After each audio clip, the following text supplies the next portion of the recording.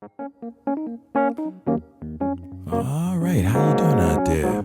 We are here, our first time doing the Mama D Pistol Pete. Or is it the Pistol Pete and Mama D show? Well, I don't know. We'll let the fans, let them figure Let it them out. pick. Yeah, let them pick which one they like, huh? Well, how you doing, Diane? I'm awesome. How you doing, Pistol Pete? I'm doing good. Life is good, and it's so weird because I ain't seen you in a long time. It was so weird when you walked up in the club I played at, and you like, you know who I am? I'm like, I just couldn't put it to, in mind and couldn't put the face and the name together. But you cut your hair. That's what I remember saying. Yeah, You know. chopped it. Yeah. Then when you told me about the club, Chubby Rain, I was like, oh, yeah, I remember. I still didn't remember course. your name till you had to tell me, But you remember the very first time we met, Yes, that's right. and I didn't remember that. That was till at you Big brought it up. Cities. Big Cities. I never forget that. You and Mark sat right in the front and watched our show. Yeah. And you came religiously a lot to see me play down there, And then that's when you came up to me and asked me would I love to play at your club. And You were our very first booking. yes. And then I was working there every Tuesday doing acoustic, teaching Noah, one of your sons, right? Dustin, right? Dustin. I was teaching Dustin, and because Noah, he was the one in the wheelchair, Yeah, right? yeah. He was cool also. I love Noah. Dustin was awesome, and They both are. it's great to hear that they're doing good. And I'm sorry about what you're going through with Mark. Oh, it happens. Well, I mean, you don't think it's going to happen to you, but it happens. That's right. It does. It happened to me. Who does it happen to? It happened to me. Could be you. I was married 26 years, and had got two lovely boys, but it was basically my fault, though. I always talk about that. Everybody was like, I said, Well, no, of course it was. no, it ain't no, of course. I know it was my fault because I did it. I'm the one who tainted it. And that's why I'm so good to the one I have now, because I don't want to go through that no more, and I don't want to put her through that, And life is much easier and much better. Sounds like you served your karma. Yeah.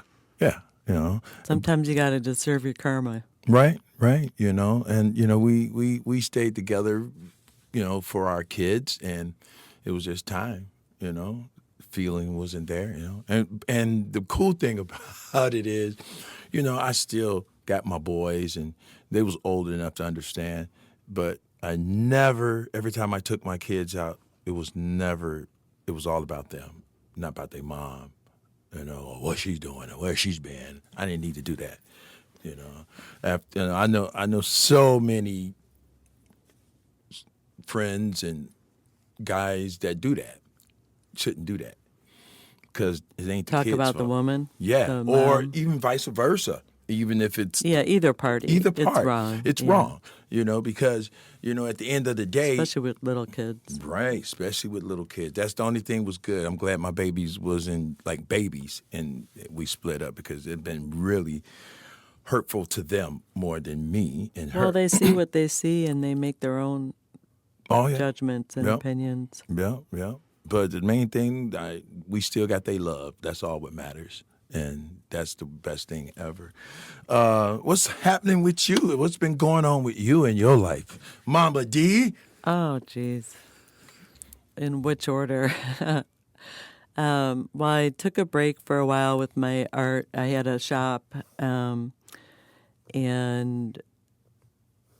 then I was just selling like on Etsy, and I was doing shows like festivals and things, outdoor things, and they got to be physically too much because my items are, some of them are big. They're carousel horses, and and it's really hard for me to just lug them around from show to show I understand. without Right. damaging them. Go. So this past year, I'd say I've just been focused on creating art for the house, Okay. for myself. For yourself. Okay. Yeah. And do you enjoy doing that? I do. Well, it's I, like me. I enjoy Obviously. decorating too. Okay, okay. So we both artists in different arts, but still, it's being an artist. I enjoy building what I do here. You know, I had to reinvent myself when COVID happened, so I built my own green room to do my own background and do my own videos to my own music.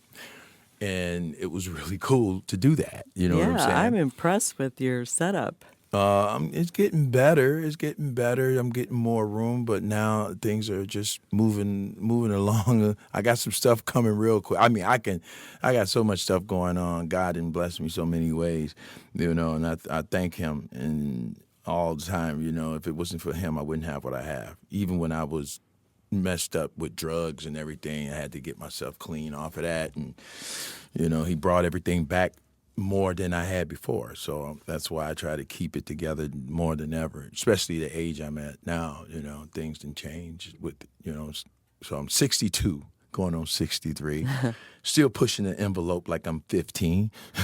So I'm having fun. You know. Yeah, I don't feel my age. There you go. Not in the least. Right.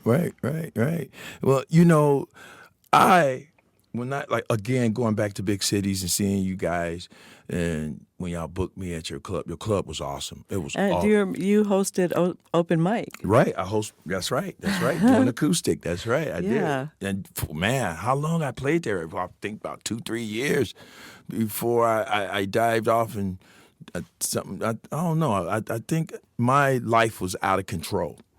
That's what happened. I remember. I was spiraling out of control, Yeah. you know, and I had to do something, and I'm You glad think I that did. people don't see, Yeah, people see. but I saw. Yeah, everybody saw. Yeah. Right. Everybody saw. I'm the Yeah. one was in delusional about, everything's right. It's really hard to see that right. when you like somebody. Right. Well, even if you don't like them, I it's just hard to see. I remember opening up for a few acts there. I remember opening up for Ronnie Baker Brooks, and he came up to me and said, "Hey man, don't cut my head off too much." I was like, "Dude, you the star. You the main act." He played there Few times. probably at least half a dozen times, and he and I started a tradition. So he would grab me, he'd jump off the stage, he would come behind the bar, play the guitar behind his back, and he would do a whole thing of